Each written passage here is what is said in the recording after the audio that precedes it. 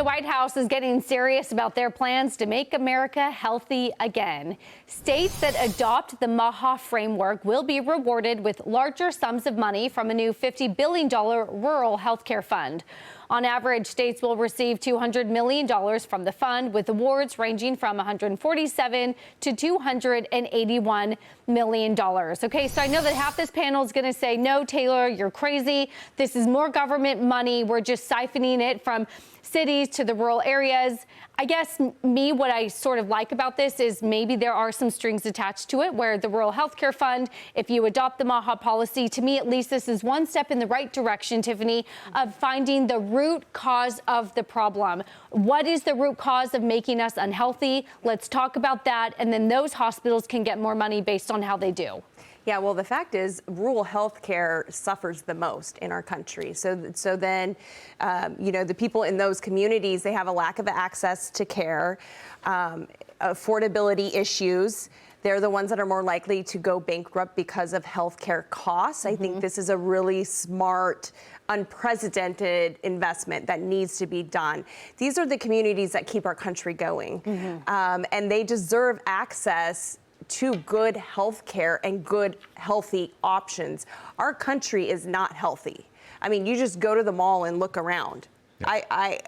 I mean, I'm talking majority of people seem to be morbidly obese. Yes. We cannot sustain that. And if they're living in these smaller communities, something has to be done. This is a very good first step in addressing it and making sure, virtual docs are good, but a lot of these communities also, they don't have access to Wi-Fi. Right. They don't even have the internet in some of these communities. So this is a really unprecedented good move for our country. And Lou, you talk about some of the innovation in the healthcare sector you invest in and around it. And I think the funny conversation that people always have with me is, if the doctor's first recommendation is a pill, then they're a bad doctor. They need to be asking you about the root of the cause. What's your nutrition like before I just start prescribing you diabetes pills or whatnot, right? Let's try to find. Yeah, I think you're right. So on this, they say, if they adopt, require nutrition training for physicians and restricting purchases of soda and candy using federal food assistance benefits, to me, that's sort of getting closer to the root cause of the problem. Look, this is carrot economics. Forget Bidenomics. I'm for this. So I think, Really? I'm with you. And here's why. 90% of healthcare spending is on chronic diseases. That's reactive to our poor health, our poor habits, our poor access to food. We need to flip the balance and swing the pendulum back the other way, where we're being proactive. And that starts at getting at the root of these issues. That's why I love GLP-1 so much, because what it's demonstrating is all these downstream metabolic diseases that are getting fixed with it. The root problem is on the front side. It's our habits, our lack of healthy habits, our lack of healthy eating, the lack of clean ingredients in the foods that are on our store shelves. And these are not necessarily all decisions tied to the individual. These are structural problems that need to be reformed as well. So I think if managed, I mean, look, you incentivize more of what you want, right? So this is a way to incentivize it. I've seen this before. I mean, Obamacare tried this. Remember Cass Sunstein? This was Obama's health care. He wrote a book called Nudge. And the whole idea was that government was going to nudge you into making the supposedly right decision. I'm frustrated by this. This puts more government money out the door, $200 million. And does government really know what's best for our health? What I would like to see is Google get into the healthcare business, Apple get into the healthcare business. They're the ones that should be making the investments. They're the ones that should be leading the charge, not more government spending. I'm afraid this is inculcating government even more in our healthcare than it already is.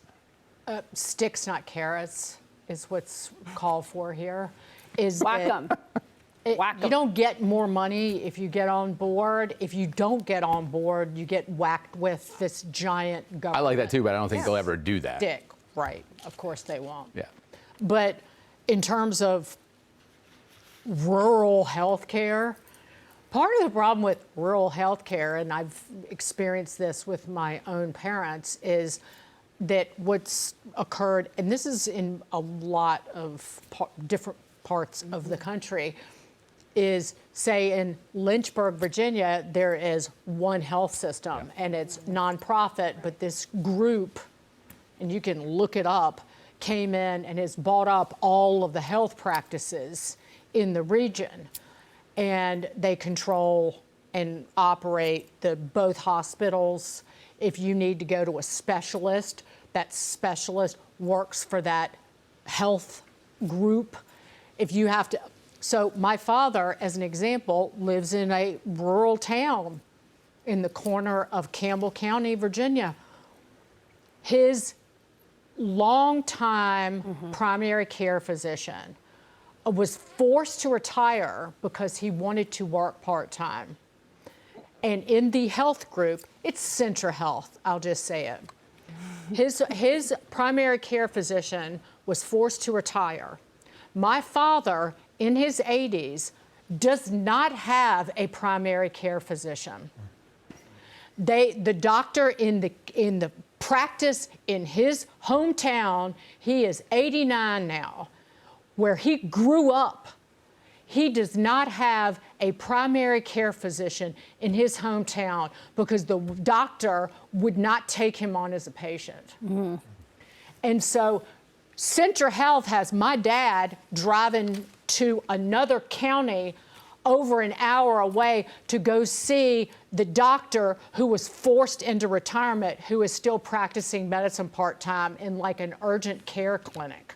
So thanks, Centra. I've got thousands of stories about the garbage level of care my family has received. Well done. So the government ain't fixing that.